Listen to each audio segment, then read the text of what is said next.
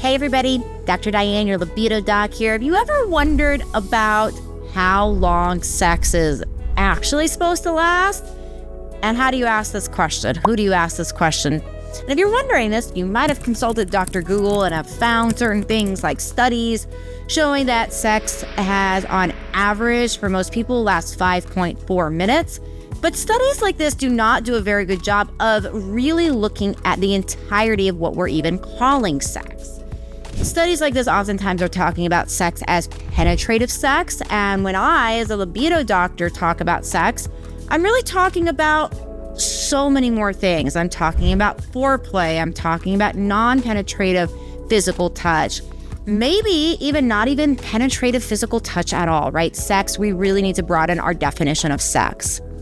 As far as what is the right amount and how long it should last, really depends upon you as a couple. One of the things I most commonly find is that there's a huge disparity between what we think that our partners want and what they actually want. For example, surveys on foreplay, and I've talked about some of these foreplay things on here in previous videos.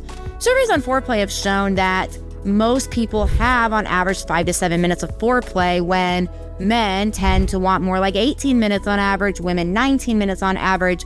So there alone, we are seeing a huge discrepancy between what is normal and common and what couples and individuals actually want. So when it really comes to how long should sex last, we need to, think about a few things. One, as men, as women, we have the capacity to do things like edging. Edging is kind of moving close to that point of orgasming and moving back down and learning how to oscillate between that, right? That can be done through a wide variety of mechanisms, but often one of them is stopping or slowing way down or changing the rhythm and the pace so it's less intense right before that moment of orgasming and then building up again. That is a practice skill. And oftentimes the other thing we see with this is that many times we need to talk to our partner. Sometimes we talk to a partner like, yeah, I love, this is how long it is. That feels great to me. That's perfect. If we go longer or shorter, that's good too. Sometimes people don't have too much of an opinion on this, but oftentimes people do. It's also good to know that for many women, part of the 19 minutes of foreplay oftentimes is because it does take women's circulatory system longer to respond than men's. Women need blood flow to their genitals in order for them to get engorged, in order to feel pleasure. So if we don't have enough foreplay before sex, or we're just jumping in and doing these really short, quickie things, that oftentimes is not giving women the opportunity to experience pleasure. Even that being said, though, like I said, in the foreplay surveys, men oftentimes are reporting that they want longer foreplay as well. So we see that for men, foreplay can also provide so much value. So in conclusion, it really is, as far as what is average, what is normal, we can look at that, right? And like I said at the beginning of this video, there's videos sharing that. But somebody could be average or above average all day long, and their partner could still feel like it is not long enough or it's too long for them.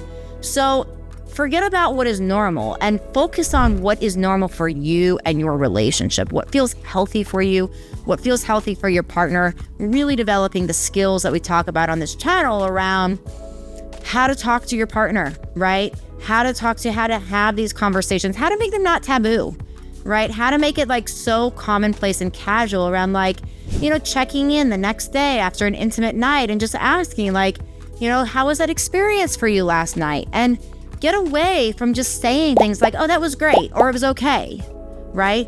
Give specifics, right? The more specifics we give, the better, saying things and orienting to the positive as much as possible. Meaning we might say something like, oh, that thing that we were doing at this, point in time, and give specifics. It was feeling really good and I could have just relished in that forever and I just wish it could have lasted longer. Can we work on making it last longer, right? Giving specifics, asking for longer, but in a specific way where it's still helping the person be like, oh, wow, I was delivering pleasure and she's asking for more. Very, very different frame than being like, yeah, it was fine, it didn't last long enough. right? That has a totally different vibe to it. So we really want to consider that. We really want to consider the energy behind how we're asking for this, orienting to the positive, but then using specifics, checking in and getting beyond like, great. And we can, of course, like, it's important for us to put our boundaries down, important for us to say like, oh, that thing, I don't like that thing anymore, or I don't like that thing that you did or that we did.